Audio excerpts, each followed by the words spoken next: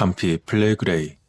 이곳은 이탈리아의 나폴리에 있는 곳이며 화산 지형으로서 초화산이고 현재까지도 활동 중인 곳입니다. 이 화산의 대분화는 약 4만 년 전에 발생하였는데 이때는 이탈리아에서 가장 큰 화산 폭발이었습니다. 당시 이 화산이 폭발했을 때 화산재가 유럽을 완전히 뒤덮었고 기후의 변화를 초래했다고 합니다. 당시의 화산 폭발 지수는 7이었으며 그러한 대규모의 최종 분화는 1538년에 있었고 지금도 분화의 조짐이 나타나고 있는 불안한 상태입니다. 그러나 오늘날 가장 눈에 띄는 특징은 아마도 이 황량하고 잔해가 흩어져 있는 고원일 것입니다. 암석에서 불이 여러 곳에서 터지고 깊은 지하에서 올라오는 유황 가스 구름이 동풍구에서 뱀처럼 솟아오릅니다. 요컨대 들판은 지옥 같았고 따라서 그곳에서 항상 온갖 종류의 이상한 이야기와 연관되어 왔다는 것은 놀라운 일이 아닐 것입니다. 그 중에서 아마도 가장 흥미로운 것은 에트루리아 사람들이 여전히 중부 이탈리아의 많은 부분을 장악하고 로마가 아무것도 아니었을 당시의 이야기입니다. 때는 기원전 8세기 유보아의 정착민들에 의해 설립된 이탈리아 본토의 첫 번째 고대 그리스 식민지였고 기원전 550년경에 번성한 키미 쿠메이의 인근 마을에서 그녀의 이름을 따온 쿠메이안 11의 신화가 있습니다. 쿠메이안 11은 이탈리아 나폴리 근처에 위치한 그리스 식민지였던 쿠메이에서 아폴로의 신탁을 관장하는 여사제였습니다. 이야기에 따르면 11은 감피 플레그레이 동굴에 숨어있는 아말테아라는 여성이었습니다.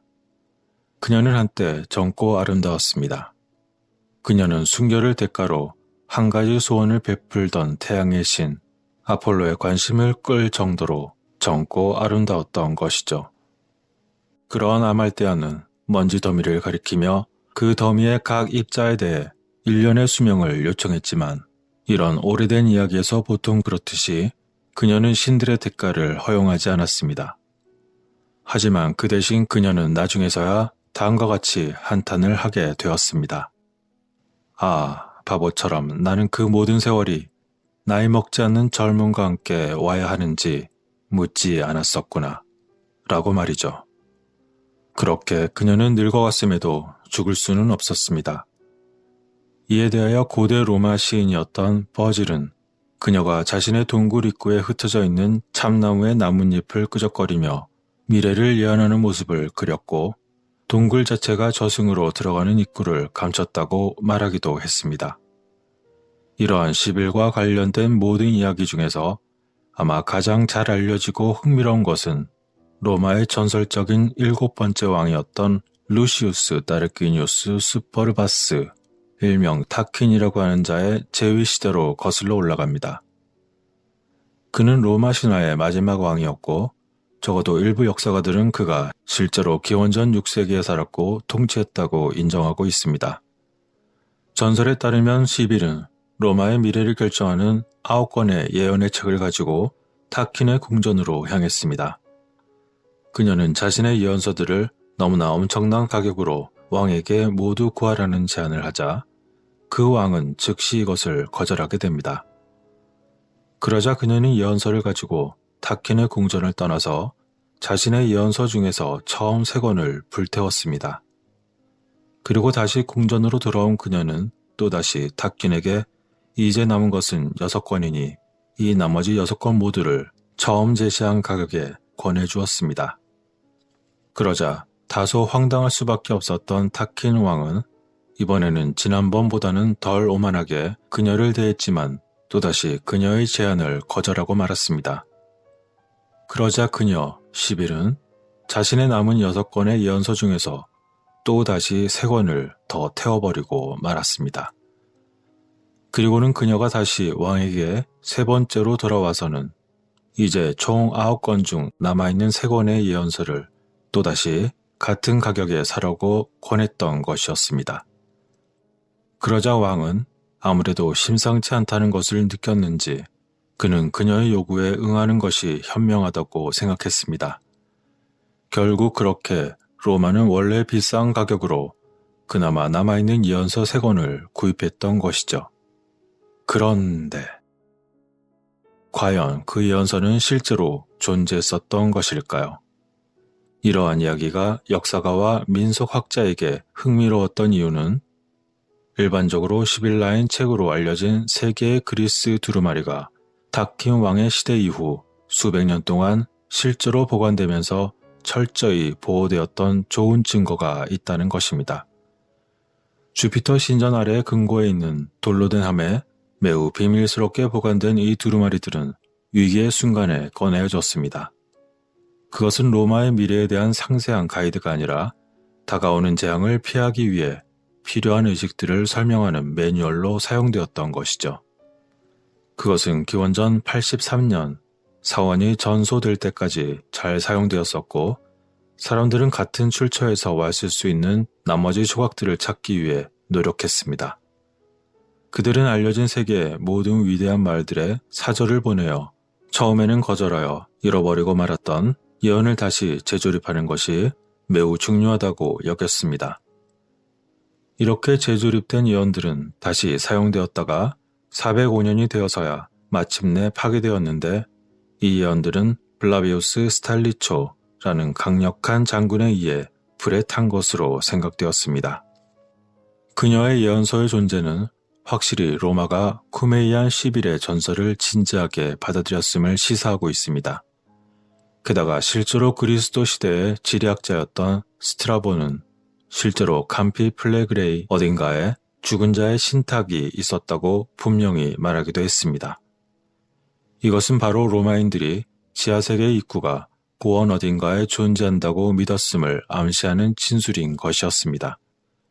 따라서 고고학자들과 낭만적인 성향을 지닌 학자들이 때때로 10일의 실제 집으로 여겨졌던 그녀의 동굴이나 터널을 찾아다녔다는 사실은 놀라운 일도 아닙니다. 그리고 어떤 사람들은 그들이 지하 저승세계인 하데스까지는 아니더라도 적어도 장엄한 지하 동굴을 발견할 것이라고 기대를 하기도 했던 것이죠. 실제로 몇 개의 지점들이 수년에 걸쳐 시빌라 동굴인 안트로델라 시빌라로 확인되었지만 그것이 지하세계로 들어가는 입구라고 생각되지는 않았습니다. 이 때문에 탐색은 계속되었고, 남은 수색자들은 점차 티레니해 아래 블레그레이 평야가 사라지는 지점에 있는 나폴리만에 위치한 옛 로마 휴양지였던 바이아에 관심을 집중시키게 됩니다. 2000년 전 바이아는 미네랄 치료와 매우 부도덕한 행실로 유명한 번창하던 온천이었습니다. 오늘날 이곳은 그림 같은 폐허가 모인 지역에 불과하지만 1950년대 그곳에서 이탈리아 고고학자 아마데오 마에우리가 지금까지 알려지지 않은 안트룸, 즉 동굴의 입구를 발견했습니다. 그곳은 포도밭에서 자라나는 울창한 덤불 아래 수세기 동안 숨겨져 있었으며, 당시 발굴 인력들은 그것을 덮고 있던 15피트 두께의 흙과 덩굴을 치워야만 했습니다. 그러한 바이아의 동굴은 탐험하기가 매우 어려웠습니다. 분명히 오래되고 인공적이었던 터널은 그리스 신전일지도 모르는 유적 근처의 언덕으로 이어졌습니다. 그러나 그곳의 비좁은 입구로 인해 머리를 비집고 들어간 첫 번째 호기심 많은 탐험가들은 그 안쪽으로 불과 몇 피트를 뚫고 들어가다가 다시 서둘러 후퇴하였던 것입니다. 그들은 그 당시에 매우 불편할 만큼 뜨거운 연기로 덮인 것처럼 느껴지는 칠흑같이 검은 통로를 발견했다고 보고했습니다. 따라서 더 이상의 진입을 하지 못하고 그곳에 미스터리만 남긴 채 그 누구도 접근하지 않았습니다. 그렇게 시간은 흘러 1960년대 초 다시 그곳은 페랑 파제트라는 자의 관심을 끌게 되었습니다. 파제트는 셜록 홈즈의 유명한 사파가였던 시드니 파젯의 조카였으며 금속 화학자로서 은퇴한 후에 나폴리만으로 와서는 발굴 작업을 하던 사람이었습니다. 그는 로마에 있는 영국 학교 학술지에서 그와 키스 존스라는 미국인 동료가 반년간 터널을 조사하고 그 결과를 출판하기로 동의했습니다. 그렇지만 파제트의 계획에 대한 학교의 승인과 그가 가지고 있던 이론에 대해서는 확실한 차별점이 있었습니다. 그곳에 언제, 그리고 어째서 건설되었는지에 대한 이론은 결국 책의 형태로 등장했지만 거의 사람들의 관심을 끌지 못했습니다. 그런데 놀랍게도 그 두 사람은 다름 아닌 실제 지하 세계로의 입구를 우연히 발견했다고 주장했던 것이었죠. 파제트는 과거 로마 시인 버질이 묘사한 10일의 동굴을 찾고자 하는 소수의 사람들 중 한 명이었습니다. 그러나 이러한 그의 집착 때문이었을까요? 그는 그곳의 열악한 오래된 동굴 내부를 위험에 빠뜨릴 수도 있었습니다.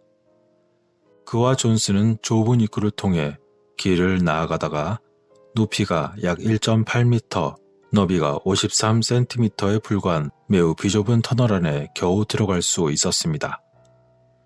그곳 내부의 온도는 몹시 불편할 정도로 높았지만 그나마 겨우 견딜 수 있었고 그 두 남자는 아마도 2000년 동안 그곳에 아무도 들어가지 않았을 것이라고 생각하게 되었습니다.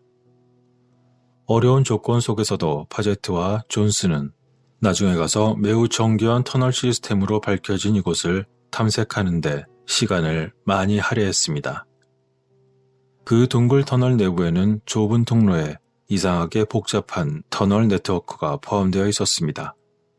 게다가 그 중의 일부는 막혔거나 위장한 것으로 판명되었으며 정확한 상태는 오직 그곳에 들어간 파제트만이 추측할 수 있었습니다. 그를 따라온 대부분의 사람들은 터널의 기이한 측면에 대해 매우 당혹스러움을 느꼈던 것이죠. 이런 독특한 동굴 속 터널의 특징 중 첫 번째는 입구에서 약 125m 떨어진 곳에서 길이 갈라지면서 발생했지만 다시 약 100m 정도 더 가면 그곳 안에서 길이 다시 합류되었던 것이었습니다. 파제트는 이 길을 나누는 것이 한때 나무로 된 문으로 된 것이 가려져 있었다고 보고했습니다.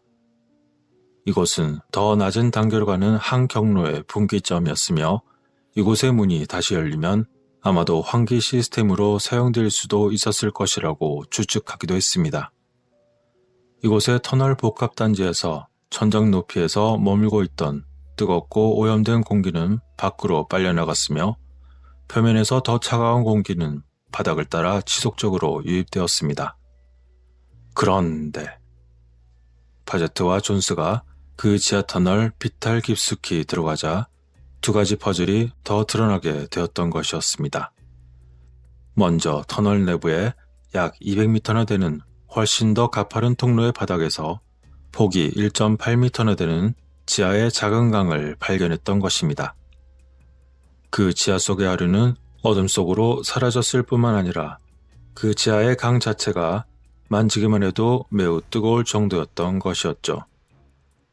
그들이 그 작은 강을 건너서 먼 두 개 가파른 통로를 오르자 남자들은 그 다음으로 자신들이 생각하기에 마치 내부 성소처럼 보이는 곳에 이르렀습니다.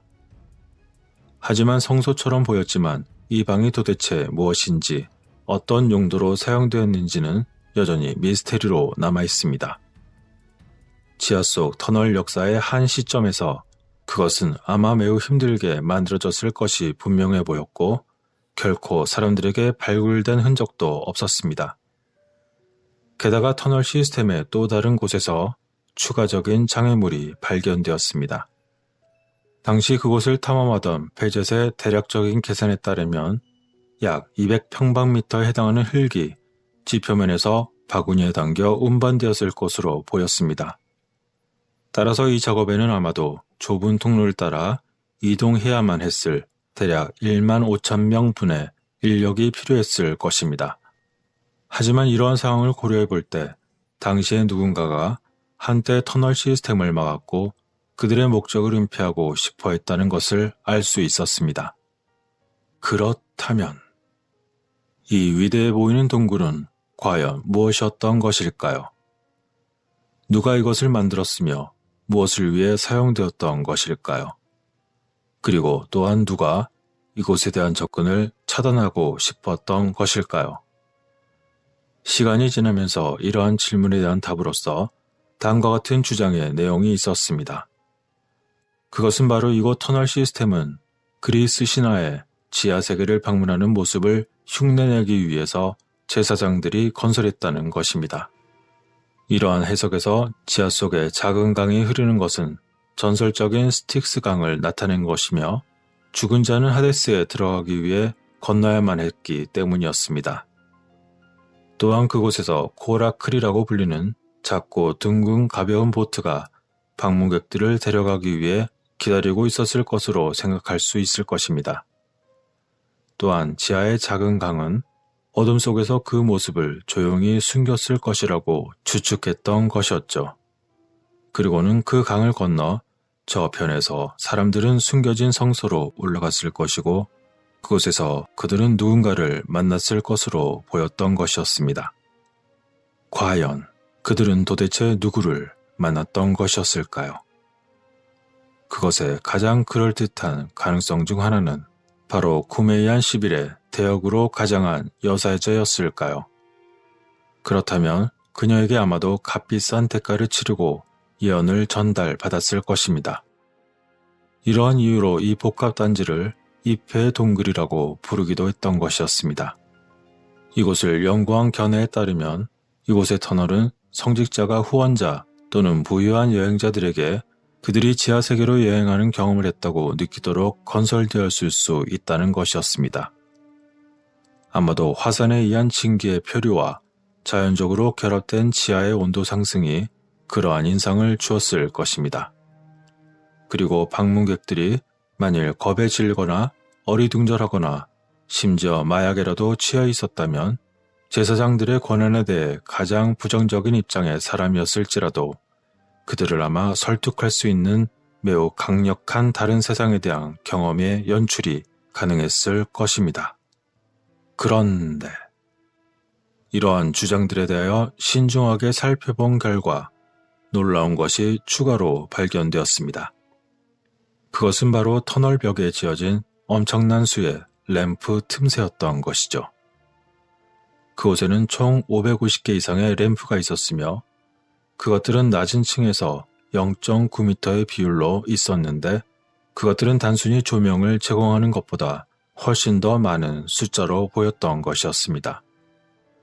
이런 특징에 대하여 주류 고고학자들은 터널이 유명한 바이아 위에 로마의 목욕탕에 단순히 따뜻한 공기를 공급하기 위해 고안되었다고 했지만 그것은 이치에 맞지 않았던 것입니다. 분명 이러한 증거들과 길이 나누어져 있던 것 그리고 숨겨진 문은 아마도 그곳에 방문하는 자들을 위한 것이었거나 제사장들이나 시비를 만나기 위해 숨겨진 성소에 빠르게 접근할 용도였을 것입니다. 사실 그곳은 누가 보더라도 전체적인 체계상으로는 지하세계를 방문한다는 고대 신화와 매우 밀접하게 일치한다고 느끼기에 충분한 곳이었습니다. 예를 들어 버질의 이야기에서 영웅 에네아스는 지하로 여행하는 동안 스틱스 강을 한 번만 건너 다른 경로를 통해 저승에서 나옵니다.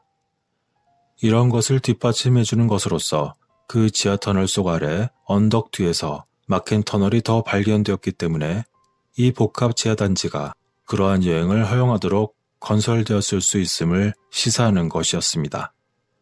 게다가 추측하건대 버질도 바로 이 근처에서 살았기 때문에 그 자신도 아마 바이아의 신비에 입문했을 수도 있었는지도 모르는 것이죠. 하지만 이거 외에도 또 다른 의문점은 여전히 남아 있었습니다. 그것은 바로 이곳의 건설의 날짜를 잡는 것이었는데 탐험가들은 터널 내부에서 건축업자의 신원을 가리키는 증거를 거의 발견하지 못했던 것이었죠. 그런 가운데 한 틈새에서는 당시의 석공이 만들었을 수직 기둥에서 날짜로 읽을 수도 있는 일부 고대 낙서가 발견되었습니다. 그 낙서로 보이는 구절로 이곳 주변 사원단지의 일부가 형성된 시점이 후기 고대 시대인 기원전 550년경으로 추정하고 있지만 그나마 확실하진 않았습니다. 하지만 분명한 것은 이 복합단지가 거의 확실히 그리스 식민지 주민들 스스로의 일이었다는 것입니다. 그러나 누가 그 작업을 지시했는지 혹은 어째서 그랬는지 그 누구도 자신 있게 말할 수 있는 것은 아무것도 없었습니다.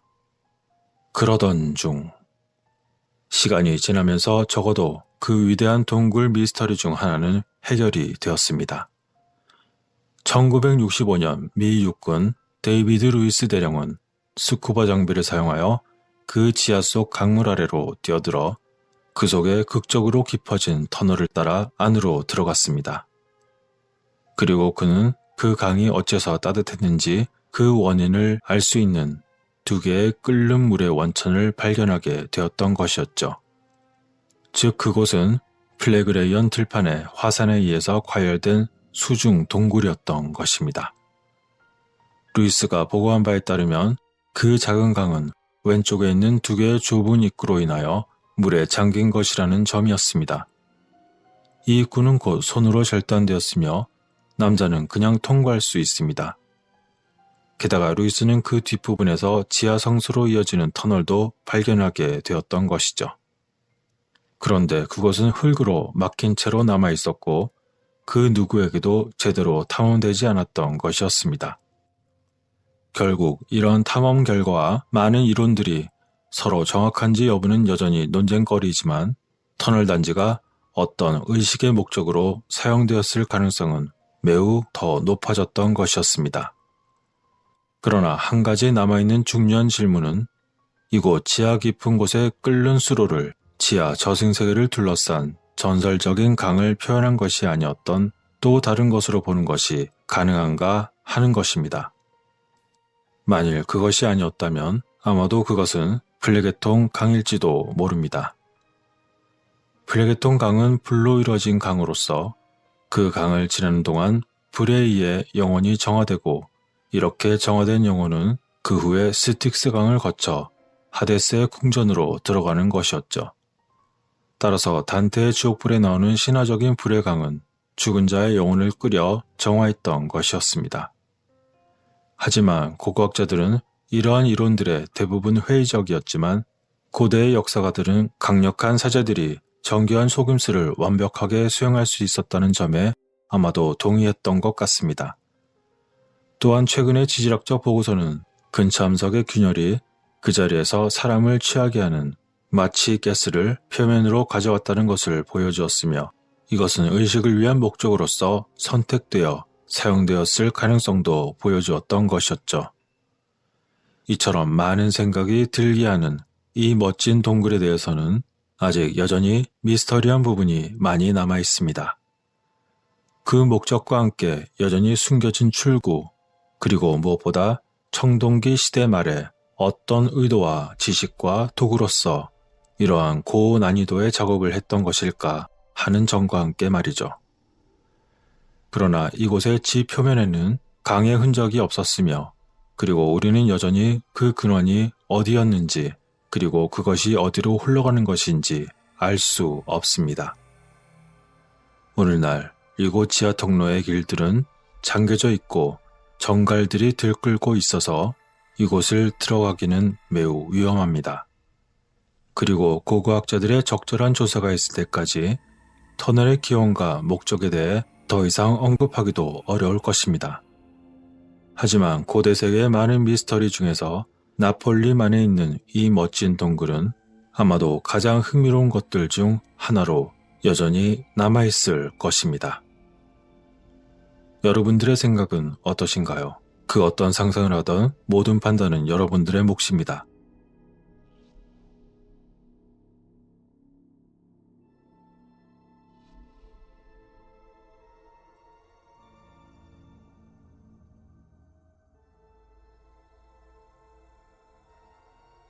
데스밸리. 이곳은 지구상에서 가장 척박한 곳 중 하나이며 캘리포니아에 위치하고 있습니다. 여기의 평균 기온은 100도를 훨씬 넘고 물은 거의 존재하지 않으며 초목은 드물고 전체 지역이 해수면 아래에 있습니다. 이러한 조건들은 이곳이 어째서 데스밸리라는 이름을 얻었는지 확실히 알 수 있는 이유이기도 합니다. 하지만 이처럼 열악한 조건의 데스밸리가 좋은 환경을 제공하지 않는다고 해서 인간이 수천 년 동안 그 지역에 거주하지 않았다는 의미는 아닙니다. 따라서 이곳에는 다른 곳들과 마찬가지로 오래전 과거 사람들이 살던 시기에 관련된 전설이 남아 있습니다. 이곳에는 파이오트 인디언들이 있는데 그들은 9,000년이 넘는 세월 동안 자신들의 땅속 광대한 지하 도시에 대한 이야기를 들려주었습니다. 이들은 그곳을 영혼의 땅을 의미하는 시노어브의 왕국이라고 부르며 그 지하 도시는 지하 세계로 가는 관문이라고 생각합니다. 왜냐하면 그들 조상이 남겨준 틀림없는 사실에 근거한 이야기라고 생각하기 때문이죠. 그 내용은 다음과 같습니다. 파이오트 인디언의 주장은 어느 날 자신의 아내가 죽자 비탄에 빠지고 말았다. 그렇게 깊은 상실감에 빠진 주장은 자신의 사랑하는 아내 없이는 살 수 없다고 확신하고 그녀를 따라 죽음의 땅으로 가기로 결정했다. 길을 나선 주장은 파이오트의 용감한 영혼들에 의해 인도되어 한 지하 터널을 발견하게 되었다. 자신의 땅에 대해서는 모두 알고 있다고 자부하던 그에게도 그 터널은 처음 접하는 곳이었다. 그는 곧 지하 터널의 통로의 길을 따라가다 곳곳에서 방해하는 야수와 악령과 싸우며 여행했고 마침내 따뜻하고 빛나는 빛을 발견하게 되었다. 그 지하 세계를 따뜻한 햇빛으로 적시는 것은 지하의 태양이었다. 그러나 발견은 했지만 정작 실제로 그곳에 도달하기 위해서 추장은 바닥이 없는 협곡 위에 좁고 바위 투성인 곳에 놓여있는 하나의 다리를 건너야만 했다. 그것은 매우 위험한 횡단이었지만 마침내 그는 위대한 신오어브라고 부르는 왕국에 도착하였고 그곳에 딸이 맞이하는 영혼의 땅에 도착하게 된 것이었다.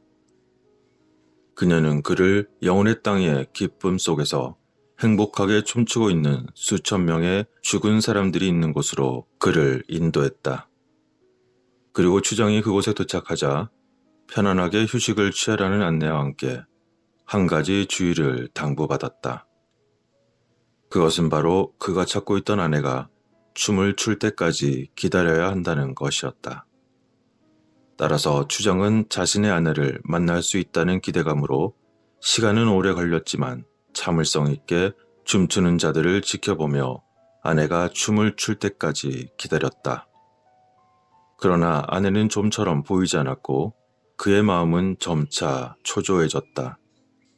하지만 반드시 나올 것이라는 그곳의 안내자의 친절한 조언에 따라 인내심을 가지고 기다렸다.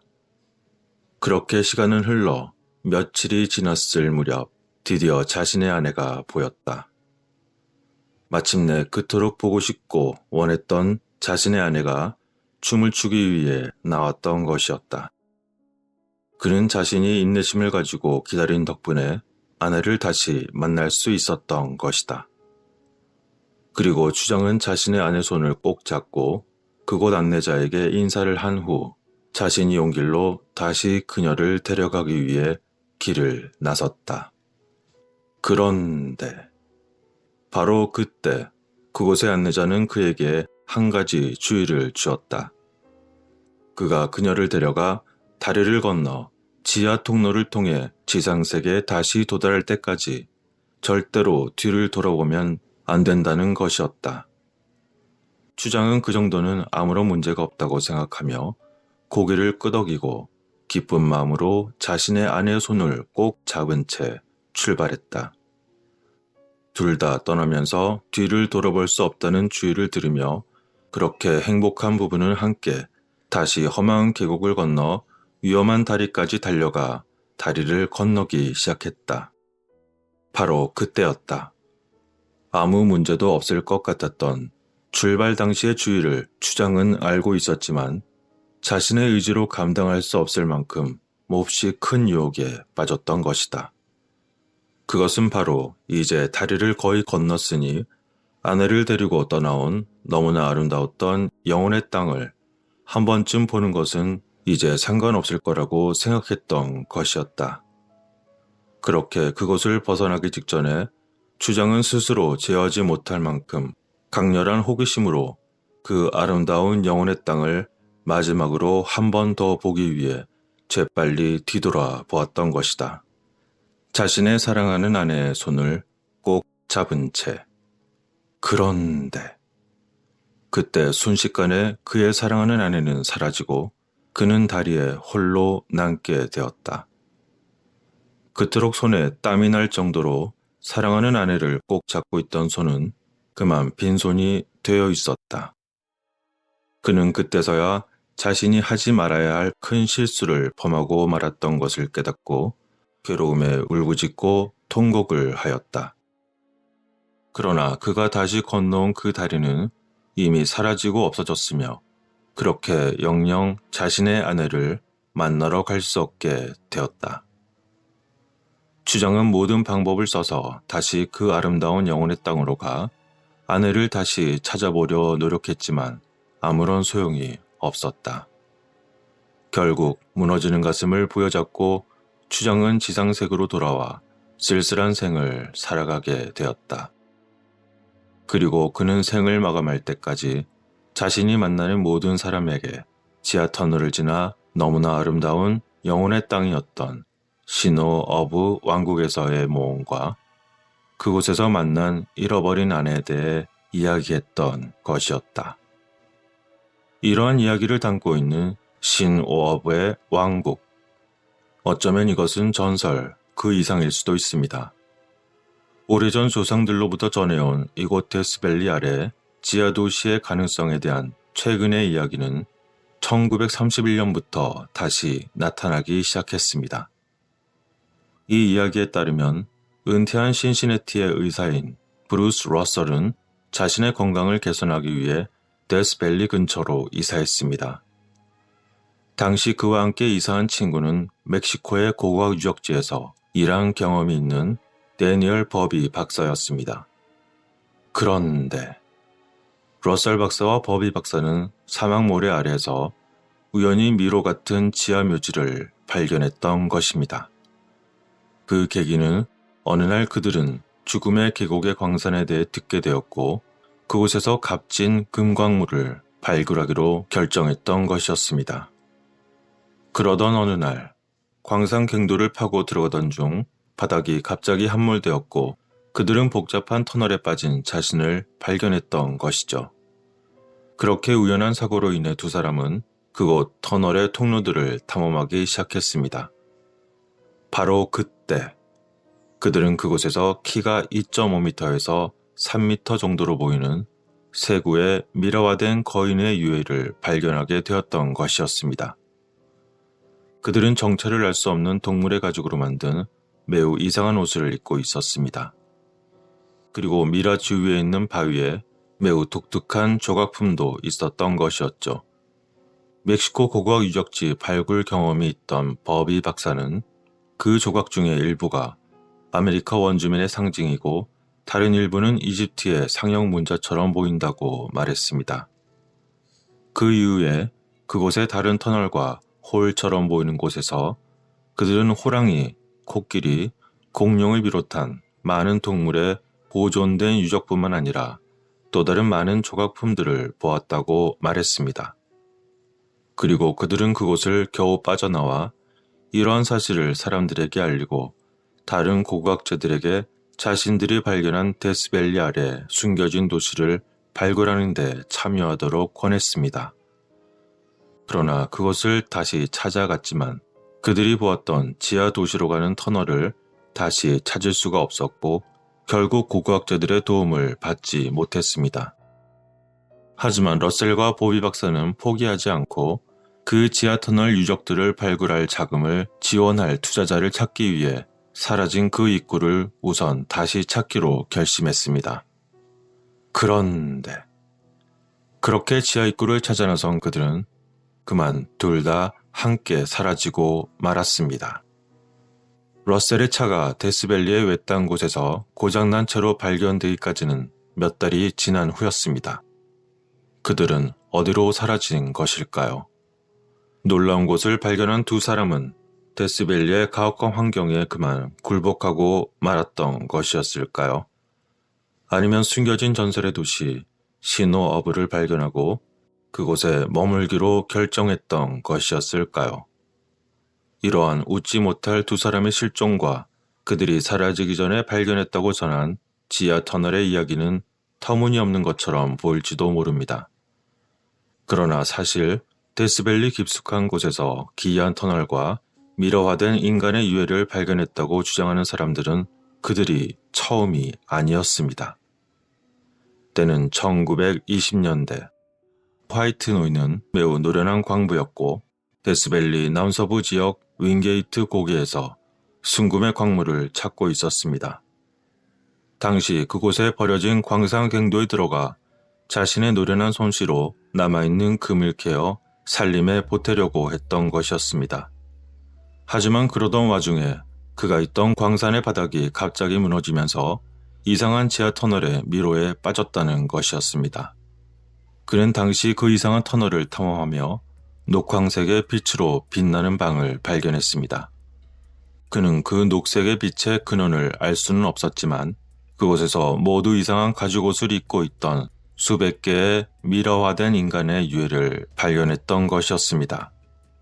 그곳에 지하 묘지로 보이는 깊이 확장되어 있던 방과 터널은 출처를 알 수 없는 옅은 녹색을 띤 노란색 빛으로 그곳을 비추고 있었던 것이었죠.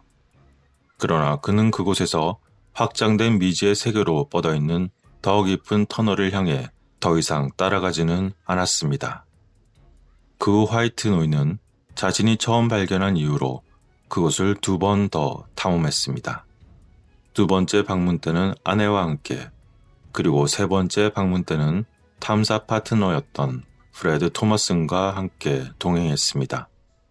그렇다면 그 노인은 지하에 숨겨진 도시로 이어진 길을 찾았던 것이었을까요? 하지만 그 노인도 4번째로 찾아갔을 때는 그곳을 더 이상 찾을 수 없었습니다.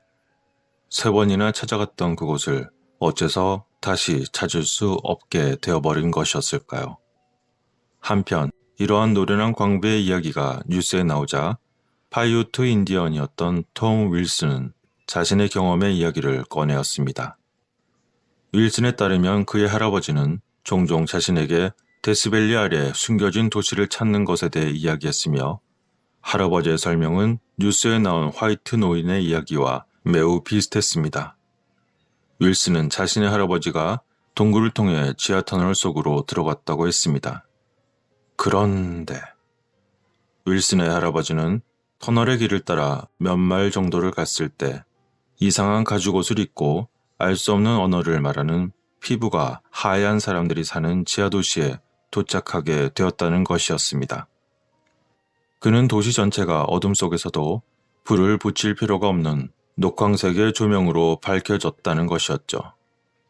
또한 그 도시의 주민들이 매우 고운 피부를 가졌고 할아버지가 살면서 한 번도 본 적이 없는 음식을 그에게 제공했다고 했습니다. 그 할아버지가 다시 지상으로 돌아와서 자신의 이야기를 사람들에게 전했지만 당시 할아버지의 말을 믿는 사람은 거의 없었습니다. 그렇지만 윌슨은 뉴스에서 화이트 노인의 이야기를 들었을 때 자신의 할아버지가 겪었던 경험과 너무나 비슷하다는 것을 깨닫고 과거의 할아버지의 말을 믿었었지만 이제는 실제로 그곳이 있다는 것을 더욱 믿게 되었다고 했습니다. 그러나 이것과 관련한 이야기는 이것뿐만이 아닙니다. 1932년 버크 리가 쓴 데스밸리 맨에서 앞서 언급한 윌슨의 할아버지 그리고 광부였던 화이트가 경험한 것과 매우 비슷한 일을 겪었던 잭과 빌이라는 두 남자에 대한 이야기가 있습니다. 그 책의 내용에 따르면 잭과 빌은 윙게이트 패스 근처에 있었는데 그들 중 하나가 오래된 광산 갱도에 내려가다 바닥으로 떨어졌다는 것이었습니다. 그러자 다른 한 사람이 그와 만나기 위해 그곳에 따라 들어갔고 그 두 사람은 그곳을 30km 이상 헤매다 무언가를 발견했던 것이었죠. 이 두 남자는 그곳에서 거대한 고대 지하방에 도착했는데 그곳에서 두꺼운 완장으로 장식되고 금창을 들고 있는 완벽하게 보존된 인간미라 몇 개를 발견했습니다. 또한 동굴의 방은 지하가스가 공급하는 조명 시스템처럼 보이는 것으로 그곳에 빛을 제공하였으며 그 방은 보물로 가득 차 있다고 말했습니다. 이 남자들은 그곳에서 순금으로 된 큰 조각상 그리고 금괴와 보석으로 채워진 석조 금고와 서랍들 아름답게 광택이 나는 원형 탁자를 발견했습니다.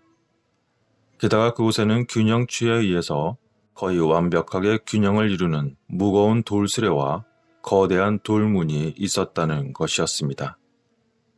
이러한 지하 속에서 믿을 수 없는 방을 찾은 두 사람은 유물 몇 개와 보물 몇 개를 가지고 다니며 파르멘트 산맥의 동쪽 경사면에 열린 입구까지 위쪽으로 기울어진 터널을 통해 여행을 계속했습니다. 그렇게 두 사람이 마침내 지상으로 다시 돌아왔을 때 그들은 고고학자들이 자신들의 말을 믿어주기를 바라며 그들이 가져온 보물을 보여주었습니다. 두 남자는 고고학 전문가를 그들이 보았던 터널로 이어지는 광산으로 안내하려고 그곳으로 그들을 다시 데려갔지만 이상하게도 그 길을 다시 찾을 수 없었습니다.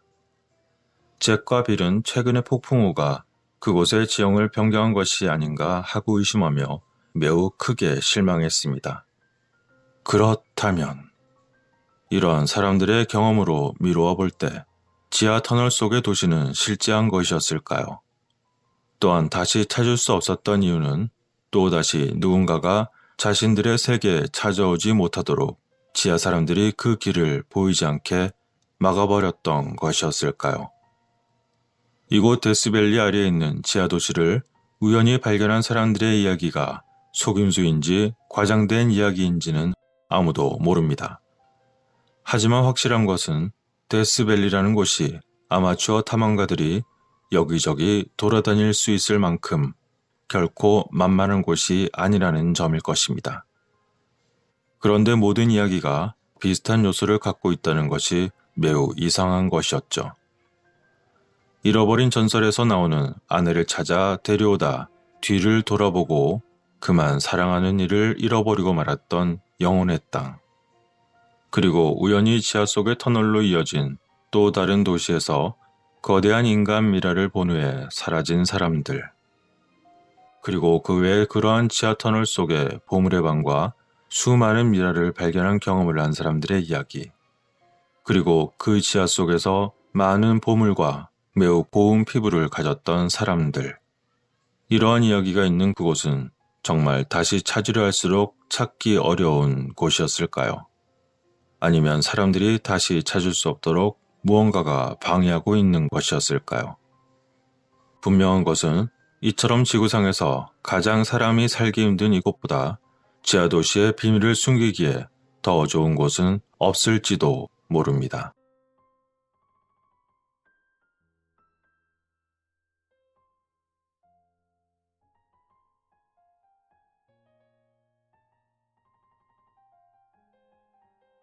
아테네에서 북쪽으로 불과 40km 떨어진 곳에 하나의 거대한 동굴이 있습니다.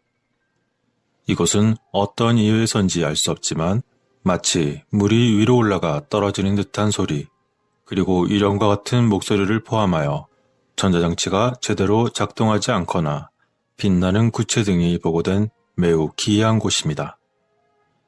이 동굴은 아테네에서 북서쪽으로 약 15km 떨어진 피라미드 모양을 한 산 펜델리에 있는데 이곳은 오래전부터 신비로운 에너지가 있다고 여겨져 많은 사람들이 이상하게 여기던 곳이었습니다. 이러한 펜텔리 산에서는 고대 채석장이 있으며 이곳에서 파르테논 신전과 다른 고대의 많은 기념물을 건축하는 데 사용된 대리석을 캐내었던 것입니다.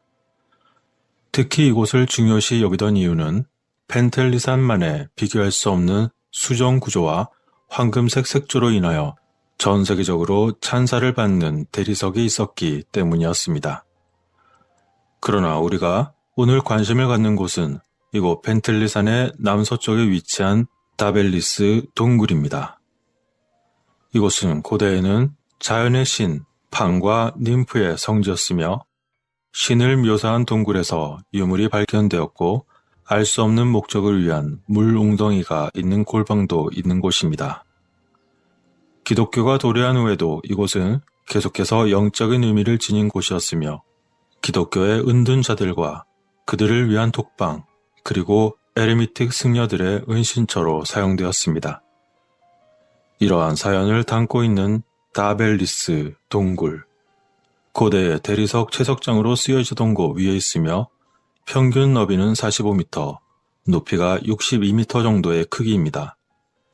그리고 마치 공포 영화에나 나올 것 같은 매우 광대하고 아찔하게 가파른 모습을 하고 있습니다. 그런데 이곳을 방문한 사람들은 빛나는 구체를 보거나 말로 표현하기 어려운 생물을 본다든지 유령 같은 목소리인지 으스스한 소리들을 비롯해서 그곳에 행해진 것으로 보이는 사탄의 의식의 잔재 등에 대하여 알려왔던 것이었습니다. 그러던 어느 날 2015년 1월에 한 컴퓨터 기술자는 이곳을 방문하게 됩니다. 그는 무선 주파수를 사용하여 영혼과 소통하기 위한 영혼의 상자라고 불리는 장치와 적외선 카메라를 가지고 동료들과 함께 펜텔리 산으로 향했습니다. 그날따라 평소와는 달리 유난히 안개가 짙었고 이로 인해 그와 동료들은 5m 전방도 확인할 수 없을 만큼 무엇이 있는지 알아내는 것이 사실상 불가능했습니다. 그렇지만 펜텔리사는 그들에게 풍부한 고대 채석장에서 나온 대리석 덩어리를 제공해 주었습니다. 그리고 그 덩어리들 중 그들이 가져온 것에는 나중에 분석 결과 1970년대에서 80년대 후반 이 동굴에서 진행된 아리송했던 군사실험의 증거가 포함되어 있는 철 조각도 들어있었습니다. 그들은 당시 경험한 느낌을 다음과 같이 말했습니다. 나는 당시 때묻지 않은 깨끗한 이곳에 발을 들이는 순간부터 마치 그것과 하나가 된 것처럼 느꼈습니다. 나는 설명할 수 없는 초자연적인 에너지에 둘러싸여 있었고 우리들의 모든 움직임을 주시하는 듯한 눈을 느꼈습니다. 직접 눈으로 아무것도 보거나 들을 수는 없었지만 오감으로 강하게 느끼게 되어 그러한 것을 알 수 있었습니다. 라고 말이죠. 이러한 경험을 했던 29살의 컴퓨터 기술자는 그 후 집으로 돌아와 자신의 전기장치가 일부 훼손된 것을 발견했으며 그나마 다행인지 기록된 일부 데이터를 복원할 수 있었습니다. 그리고 그는 복원된 데이터 중 일부에서 알게 된 내용에 매우 놀라게 됩니다. 기록된 데이터는 마치 고대 그리스어로 노래하는 천사 같은 어린이들의 합창단 소리처럼 들리는 것을 포착했던 것이었습니다. 게다가 적외선 카메라가 동굴 중앙 근처에서 유령과 같은 것과 구멍 입구에 숨어있는 아주 작으면서 칠흑같이 어두운 생물을 기록했던 것이죠. 한편 또 다른 기이한 일화를 하나 더 소개해드리자면 다음과 같습니다. 어느 날 하이킹을 가던 부부는 차로는 접근할 수 없어 보이는 동굴 근처에 난간에 세워진 차를 발견했습니다. 그 부부는 여러 차례에 걸쳐 그곳을 다시 왔지만 차는 여전히 거기에 있었던 것이었죠. 마침내 그들은 더 이상 참지 못하고 수상한 차에 다가가서 살펴보기로 했습니다. 그런데 이상하게도 그 위치까지 차로는 도저히 운전해서 오기 힘든 장소였을 뿐만 아니라 만일 왔다 하더라도 그 과정에서 발생했을 것으로 여겨지는 차체 손상의 흔적이 전혀 없다는 것을 발견했던 것이죠. 그러던 중 아내가 차 주변의 덤불을 살펴보았을 때 그녀는 매우 히스테릭하게 비명을 지르기 시작했습니다. 남편은 놀라서 그녀를 진정시키려고 했을 때 그녀는 두 개의 거대한 빛나는 눈을 가진 대략 길이가 60cm 정도의 흰색 타원형 생물을 보았다고 말했던 것이었습니다. 남편은 비록 그 생물을 보지는 못했지만 대신에 마치 동물이 덤불 사이를 지나가는 듯 바스락거리면서 흔들리는 장면을 보고 말았던 것이죠. 그들은 놀라서 곧바로 다시 그 장소를 벗어났고 며칠이 지난 후였습니다. 그들은 차를 타고 다시 동굴을 향해 가던 중에 갑자기 남자는 비명을 지르고 벌벌 떨기 시작했습니다. 그리고 아내는 남편이 본 것을 자신 스스로 설명할 수 있을 때까지 그를 진정시켜야만 했습니다. 당시 남편이 본 것은 자신이 운전하던 차장 밖에서 회전하는 검은 구체처럼 보이지만 너무나 무섭게 느껴지는 것이었다고 전하면서 그들은 그때 상황을 알렸던 것입니다. 이러한 많은 경험과 목격담들이 얽혀있는 다벨리스 동굴은 5세기까지 신도들이 염소발을 가진 양치기와 난교의 신을 숭배한 자들의 사당으로 사용되기도 했습니다. 게다가 중세시대에 은둔자와 정교의 수도사들이 영적인 피정이나 종교적 박해 때문에 펜텔리로 몰려들기 시작했습니다. 그리고 그곳의 이름을 원죄 없는 동굴이라고 부르기도 했으며 동굴 입구에는 그들이 지은 것으로 보이는 예배당도 남아 있습니다. 그리고 이 동굴의 이름은 원래 펜텔리의 동굴이지만 다벨리스 동굴이라고 불리기도 합니다. 이것은 본명이 크리스토스 나치오스라고 하는 악명 높은 19세기의 강도가 있었는데 이 동굴을 자신의 의신처로 사용했다고 알려졌기 때문이었습니다. 이야기에 따르면 부자의 물건을 훔치는 것으로 알려진 악명 높은 무법자 다벨리스는 아이러니하게도 당시 프랑스 공작 부인 플라센티아와 인연을 맺었던 것이죠. 물건을 훔치러 갔다가 부인과 사랑에 빠진 것이었을까요? 게다가 그는 자신과 연인을 위해 이 동굴과 지그재그로 연결되어서 북부 교외의 펜텔리 마을에 있는 연인의 저택과 이어지는 터널을 개척했다는 전설도 있었습니다. 그리고 그는 이 동굴에 자신만의 엄청난 보물들을 매우 비밀스럽게 숨겨두었다는 이야기도 있는 것이죠. 이곳은 한때 등골이 오싹해지는 지하 묘지로 쓰이기도 했었지만 과거 시대의 상징적인 무법자를 기리기 위해서인지는 몰라도 그의 또 다른 이름이었던 다벨리스라는 이름으로 불리게 되었던 것입니다. 그런데 1977년 10월 6일 그리스 군대가 다벨리스 동굴 내부에서 엄격한 기밀 작전을 시작했다는 한 기사가 실렸습니다. 그리고 이 장소는 군사작전으로 분류되어 대중에게 그 후에 폐쇄가 되었던 것이죠. 이러한 급작스러운 활동에 대해 일부에서는 나토가 감독하는 로켓 기지의 설립에 대한 이야기가 이웃 네아마크리 지역에 미군 기지가 있다는 소문과 함께 촉발되었습니다. 그러나 1983년 군대는 그들이 어느 날 갑자기 군사작전을 시작한 것과 마찬가지로 또다시 갑자기 사라지면서 군사용 장비도 일부 버려진 채 남겨졌습니다. 그들에 의해 고대 교회와 천연 동굴의 네트워크가 심하게 손상되었고 또한 일부는 절반만 완성된 것처럼 보이는 여러 개의 인공 콘크리트 복도를 팠던 것으로 보였습니다. 당시 이러한 군사 기밀 조직의 목적이 무엇이었든 그것을 달성했는지는 불분명합니다. 그리고 이후에 또다시 1999년에 군사작전의 또 다른 시도가 있었지만 동굴의 중요한 역사적, 고고학적 유적지가 더 이상 손상되지 않도록 그리스 문화부에 의해서 즉시 중단되었습니다. 한편 이 동굴과 관련하여 1982년에 그리스의 초자연적인 현상에 대한 저명한 작가인 지오르고스 발라노스는 자신의 책 펜텔리의 수수께끼에서 기이한 지하 터널 그리고 핵무기 마인드 컨트롤 프로젝트에 대해 쓰기도 했습니다. 그러나 진실이 무엇이든 간에 그리스 지질학 및 광물 탐사 연구소가 수행한 2002년 연구에서는 동굴에 무언가 특별한 것이 있다는 데는 서로 동의한 것으로 보였습니다. 과학자들은 산을 전자기파를 생성하는 좋은 전도체로서 펜텔릭 대리석층 사이에 흑연이 풍부한 것을 발견했던 것이죠. 또한 펜텔릭 대리석 자체는 고압 조건에서 전하를 띠게 하는 과학적 특성을 가지고 있었던 것입니다.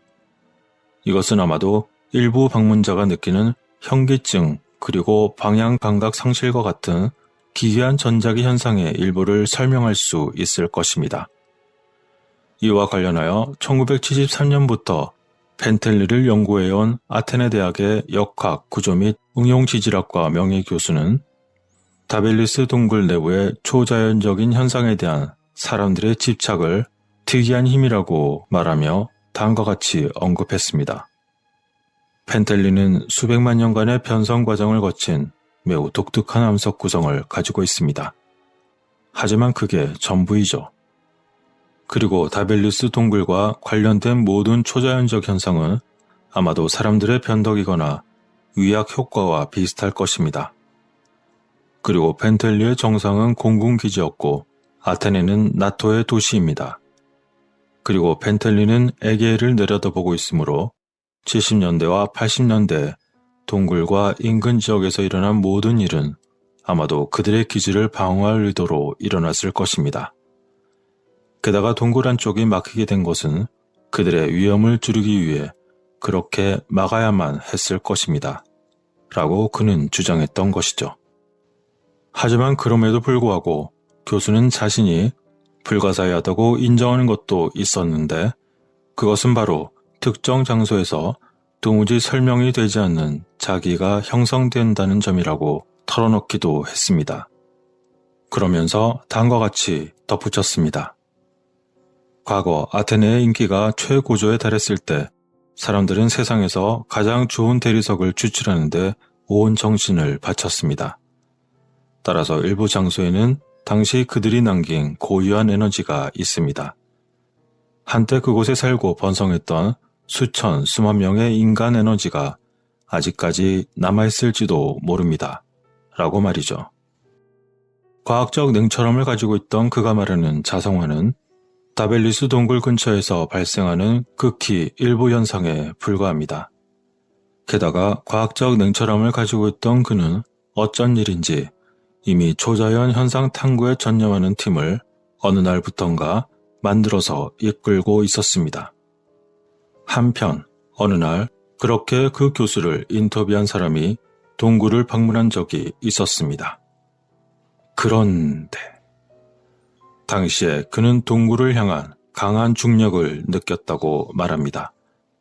자신이 입구에 서 있을 때 한 줄기 빛이 동굴 입구를 통과하여 마치 자신을 앞으로 안내하는 것처럼 동굴 속 장소를 비췄습니다.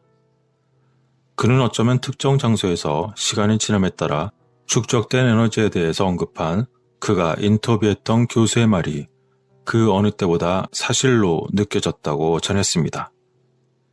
이러한 이야기들을 담고 있는 다벨리스 동굴은 외부에서 찾기는 쉽지 않지만 방문하기 위해서는 미로와 같은 펜텔리의 비포장도로가 시작되는 지점에 차를 세우고 가야만 합니다.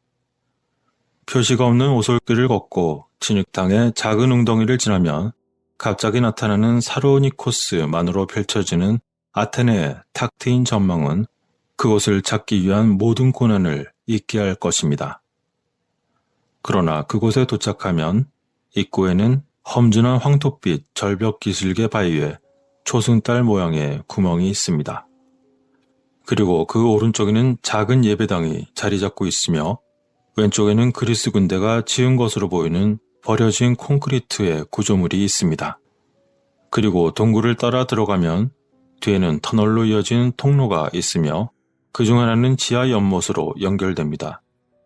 한 전통에 따르면 다른 터널은 지옥으로 연결된다고 여겨지고 있으며 동굴의 안쪽 깊은 곳에서 신비한 목소리가 들린다고 합니다.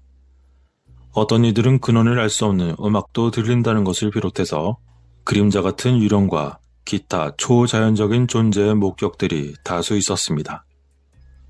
이러한 현상들은 전 자기장이 지각에 영향을 주어 사람들이 방에 보이지 않는 존재가 있는 것처럼 느끼게 했던 것일까요? 아니면 실제 알 수 없는 무언가가 존재하고 있는 것일까요? 그 이유가 무엇이든 간에 오늘날에도 많은 사람들의 경험담은 여전히 그 무언가를 가리키고 있다는 점일 것입니다. 여러분의 생각은 어떠신가요? 그 무엇을 상상하던 모든 판단은 여러분들의 몫입니다.